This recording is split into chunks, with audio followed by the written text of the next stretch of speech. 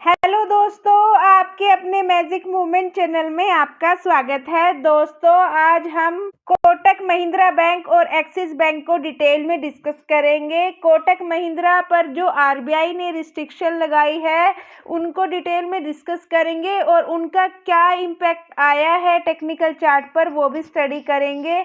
और axis bank के अभी Q4 के नंबर अनाउंस हुए हैं, उनको डिटेल में डिस्कस करेंगे और उनका क्या रिएक्शन आया है मार्केट में आज और टेक्निकल चार्ट पे वो भी देखेंगे। चलो दोस्तों, करते हैं कोटक महिंद्रा बैंक और एक्सिस बैंक को डिटेल में डिस्कस। दोस्तों, वीडियो को एंड तक जरूर देखिए। वीडियो के एंड में हम वीडियो का कंक्लूजन देते हैं जिससे आपके माइंड में क्लियरिटी आएगी कि आपको इन स्टॉक में क्या करना चाहिए। दोस्तों, आरबीआई ने बुधवार शाम को कोटक महिंद्रा बैंक के new customer account opening and new credit card issue करने पर रोक लगा दी।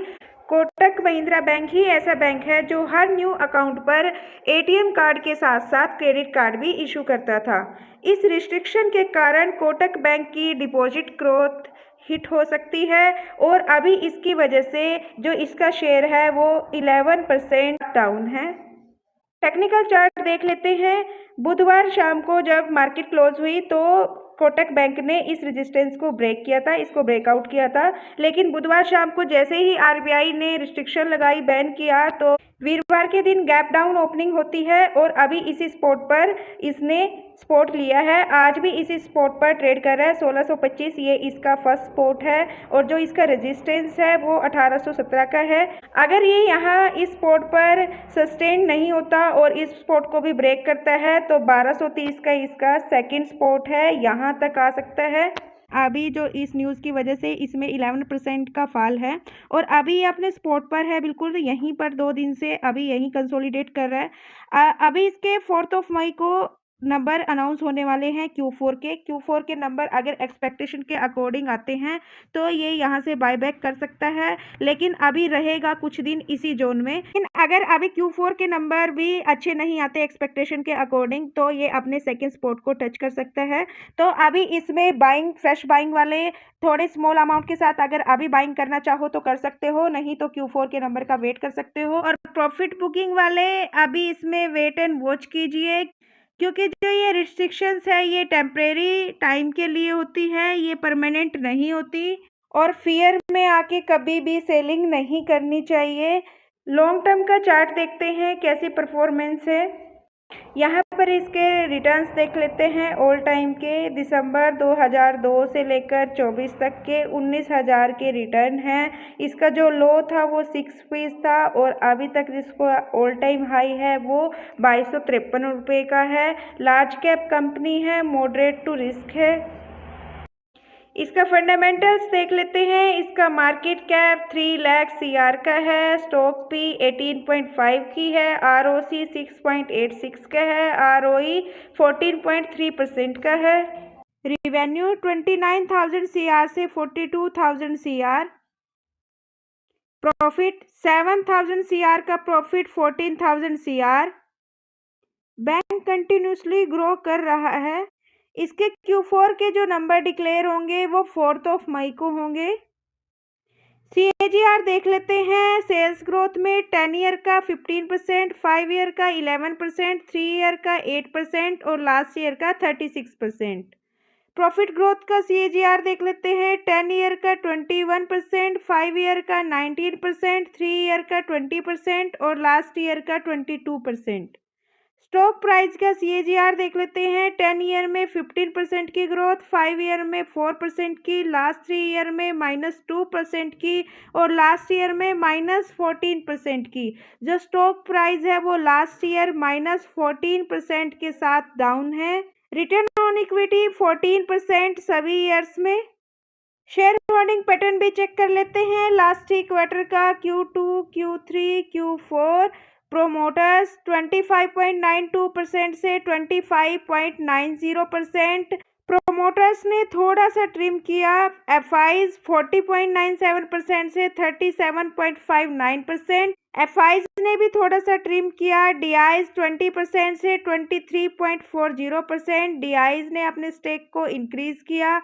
पब्लिक 13.11% से same as it is. Axis bank को भी डिस्कस कर लेते हैं। एक्सिस बैंक का जो शेयर है वो 4% के साथ अप है, क्योंकि Q4 के नंबर है वो एक्सपेक्टेशन से अच्छे आए हैं। टेक्निकल चार्ट देख लेते हैं एक्सिस बैंक का भी। अभी एक्सिस बैंक का जो स्टॉक ट्रेड कर रहा है वो 1132 के प्राइस पर है, जो रेजिस्टेंस के पास है। रेजिस्टेंस है इसका 1146 और जो सपोर्ट है इसका वो 990 है। सेकंड सपोर्ट है वो 821 है।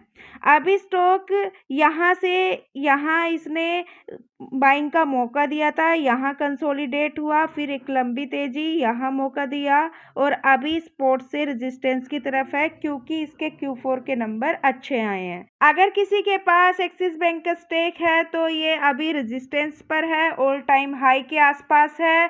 तो अगर कोई प्रॉफिट बुकिंग करना चाहता है तो वो कर सकता है, और अगर कोई इसमें फ्रेश बाइंग करना चाहता है तो अभी बाइंग जोन नहीं है, क्योंकि रेजिस्टेंस के पास है, अपने ऑल टाइम हाई पर है और रेजिस्टेंस के पास है। तो अभी आप इसका सपोर्ट पे आने का इंतजार कर सकते हैं।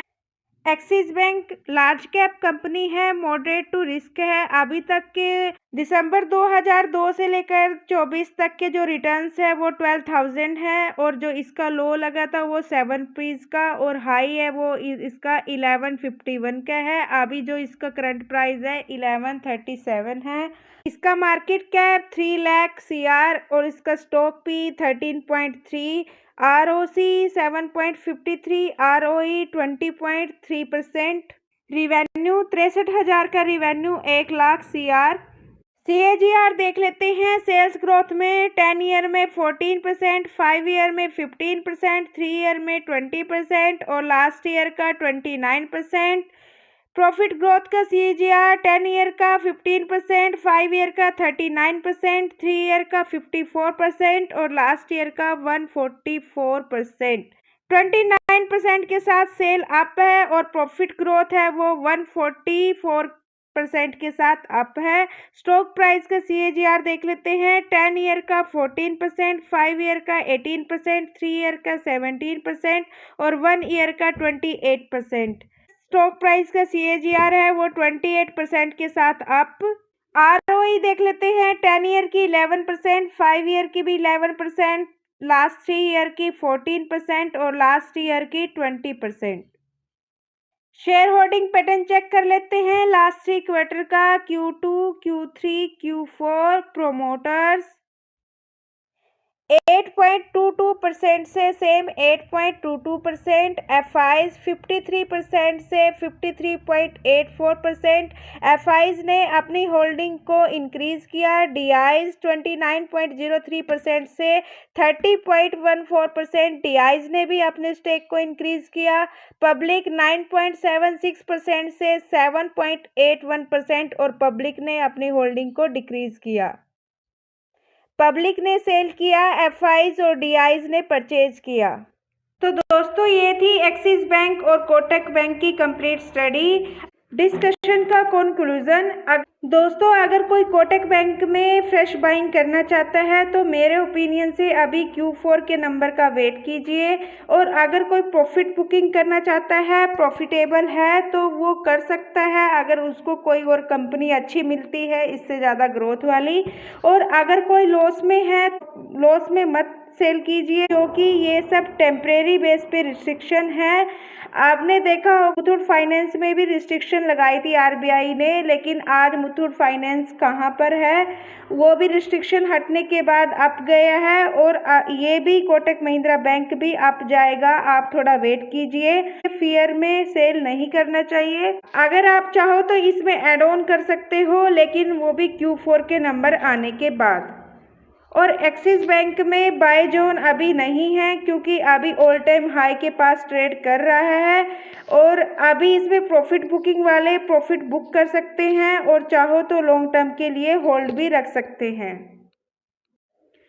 ये वीडियो एजुकेशन पर्पस से है, मेरी तरफ से किसी भी स्टॉक के लिए कोई रिकमेंडेशन नहीं है।